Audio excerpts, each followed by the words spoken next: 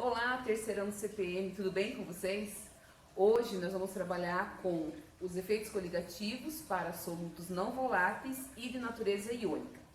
Essa aula se encontra na apostila 3, é a aula 5 da Química D, certo? Antes de começar a aula, de entrar nesse assunto propriamente dito, eu gostaria de lembrar com vocês um pouquinho sobre os efeitos coligativos que foi visto na aula 4. A parte mais importante dessa aula é relembrar que esses efeitos coligativos eles são causados pela quantidade de partículas dissolvidas no solvente. Não depende da qualidade de que material que é. Então, eles dependem da quantidade. Quanto mais partículas, mais vai alterar a pressão de vapor. E essa alteração, que vai causar, vai mexer com a temperatura de ebulição e com a temperatura de congelamento, que foi o que a gente viu na última aula. Então, na aula de hoje, a gente vai aprender a contar essas partículas. Ver quantas partículas tem dissolvidas para ver se esse efeito vai ser grande ou vai ser pequeno, certo? Então, vamos começar. Primeira coisa, a gente vai fazer a contagem das partículas em solução iônica. Por que a gente começa com a solução iônica?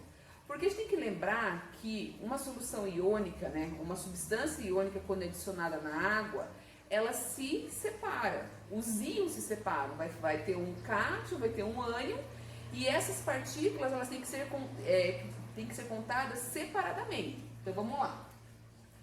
Vamos começar com o cloreto de sódio. Quando ele sofre a dissociação, eu vou ter 1 mol do cátion e 1 mol do ânion, porque na fórmula é 1:1. Então, se eu inicio uma situação lá que eu tenho que fazer um estudo com 1 mol por quilo do NaCl, quando ele se dissocia, vai formar 1 mol por quilo do Na e 1 mol por quilo do Cl, originando um total de 2 mols de partículas por quilo de solução. Então veja, eu não posso sair aplicando esse valor aqui que vem no enunciado. Eu tenho que pensar quantas partículas que aquela concentração vai me gerar. Então, 1 mol por quilo de NaCl geram 2 mols de partículas. Se o composto iônico for outro, por exemplo, sulfato de alumínio. Quando o sulfato de alumínio se dissocia, ele produz 2 alumínios e 3 sulfatos. Então, no total de 1 mol, 1 mol por quilo, eu vou ter 2 mols por quilo de alumínio e 3 mols por quilo de sulfato, dando um total de 5 mols por quilo de partícula. Então vejam que é muito importante a gente entender dessa dissociação, porque se você for fazer uma comparação entre os dois, são 2 compostos iônicos, quem vai causar um efeito coligativo maior vai ser o sulfato de alumínio, porque apesar da mesma quantidade inicial, vai gerar um número maior de partículas, tá? Então, muita atenção, e é muito importante também saber dissociar as fórmulas, separar o cátion do ânion para ver a quantidade certa, beleza? Bom, então, os efeitos coligativos, eles não dependem da natureza do soluto, e sim do número de partículas que eu vou ter presente nessa solução. Então, para soluções de 1 mol por quilo, a gente fala muito desse 1 mol por quilo porque ele é chamado de molar. Muitos exercícios vão observar que vai ter essa unidade, e ele vai falar mol por quilo ou ele vai falar em molar. Então, o que é o molar? É quantos mols de soluto que eu tenho ali dentro por quilo de solução. Então, é isso que a gente utiliza para trabalhar com os efeitos coligativos. Aqui nós temos um exemplo. Então, nós vamos trabalhar com alguns tipos de sistemas. Qual é a temperatura de ebulição naqueles sistemas ali e qual é a temperatura de congelamento ou congelação. Feia essa palavra, mas é isso mesmo. A água pura, ao nível do mar, ela ferve a 100 graus Celsius, ela congela a 0 graus. Glicose e sacarose não são substâncias iônicas, são substâncias moleculares. O que acontece com elas? Se você coloca 1 mol de partículas dentro da água, você vai continuar com 1 mol de partículas, porque elas não se dissociam. Então, qual vai ser a variação que elas vão causar na água? De 0,52 graus para cima, na temperatura de ebulição, então vai ficar em 100,52.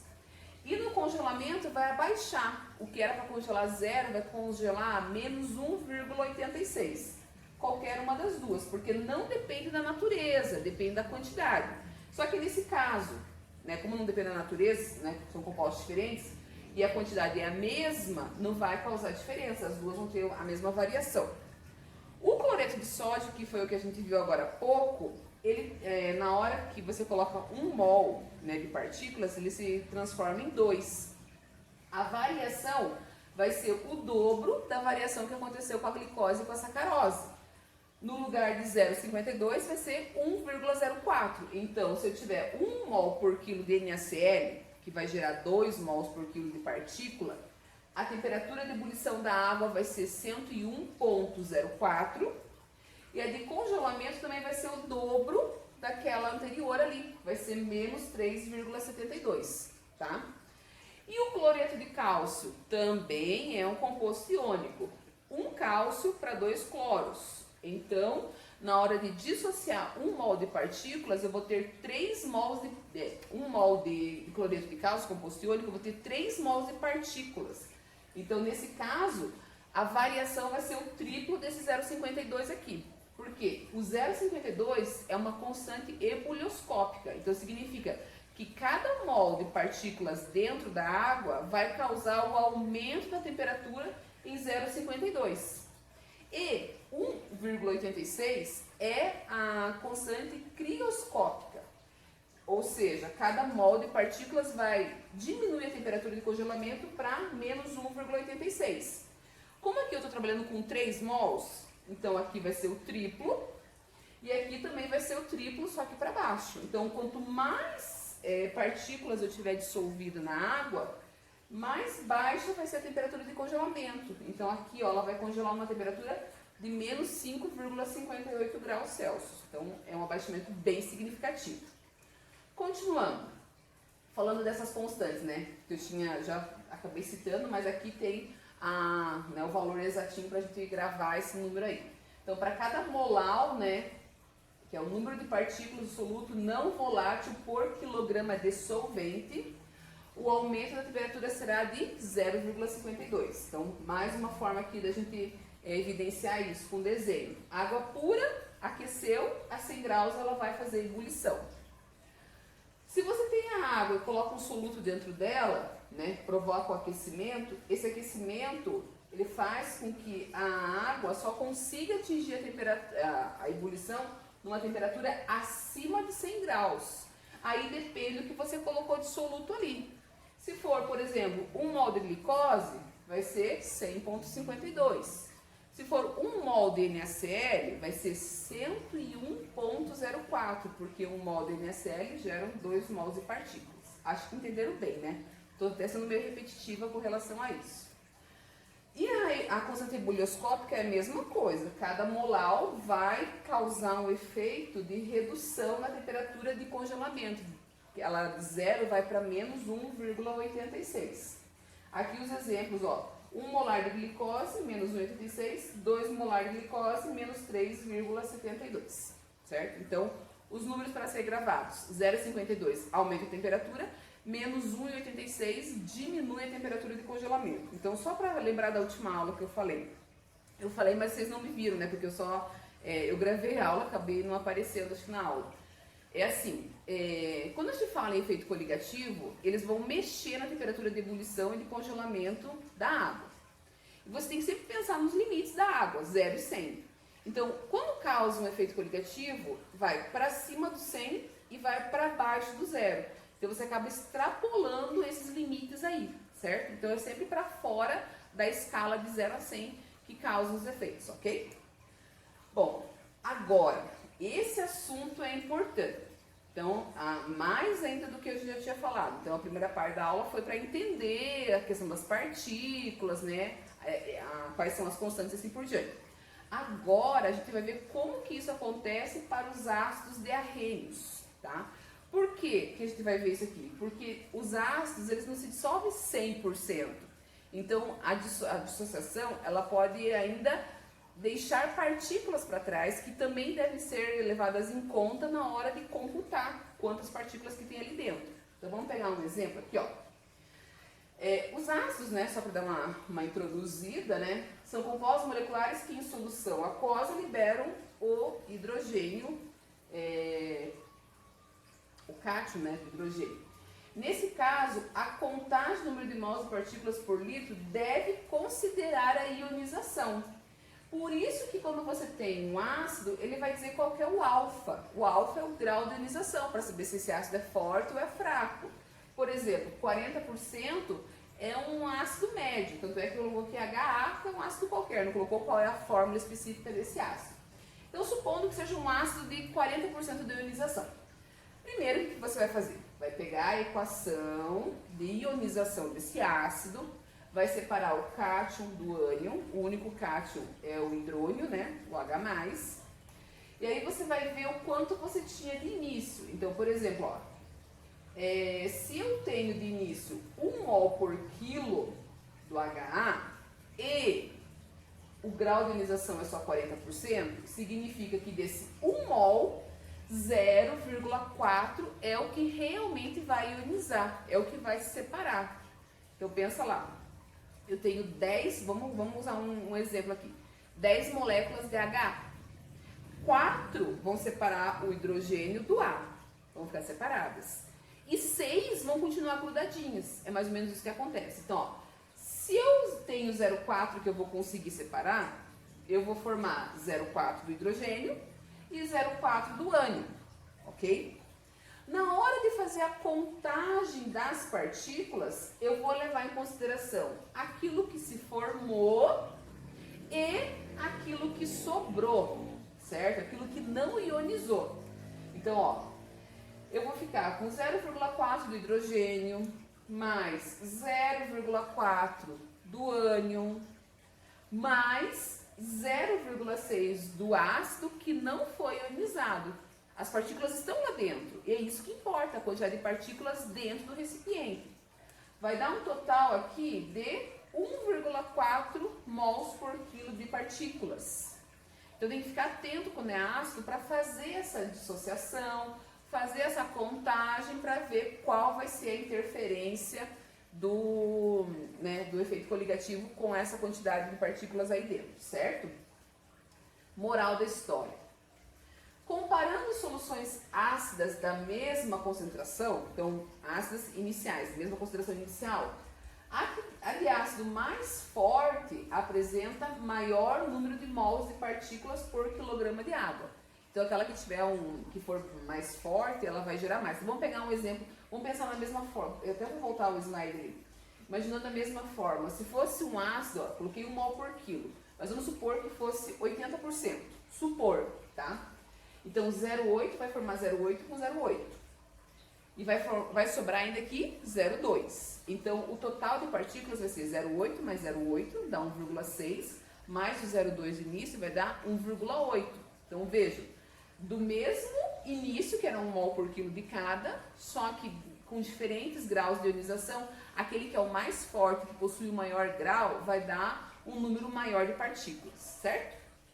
Então aí a gente já entendeu bem, né? Já estamos craque nesse assunto. Agora, para finalizar a aula, a gente vai falar de osmose, né? Já ouviram muito essa palavra, né? Por exemplo, quando está dormindo em cima do livro, quando estava dormindo, né? Quando tinha aula, né? Pensa que vai aprender por osmose, né? Que osmose é a passagem de material, né? No caso de água, por uma membrana semipermeável. Então vai passar de um lado para o outro, né? E a osmose, ela ocorre sempre num sentido. Então vamos ver as imagens aqui para a gente entender. Eu tenho um recipiente, né? Repartido ao meio, onde aqui tem uma membrana semipermeável. De um lado água pura e do outro uma solução de glicose em água. Quando você coloca os dois juntos, vai ficar no mesmo nível. Depois de um certo tempo, observa-se que o lado que tinha água, ele diminui. Porque a água evaporou? Não. O outro lado, inclusive, aumentou de volume, porque a água que estava desse lado, ela foi para o outro. A água, ela sempre procura o meio mais concentrado, com a intenção de equilibrar as concentrações.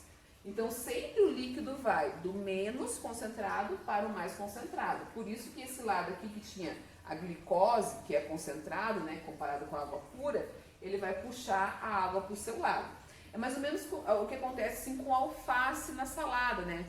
Por exemplo, quando vocês estudavam de manhã, você chegava em casa, sei lá, 1h30, 2h, né? Quem estudava de manhã, claro. E vamos supor que a mãe tinha deixado o almoço preparado, tinha feito salada de alface.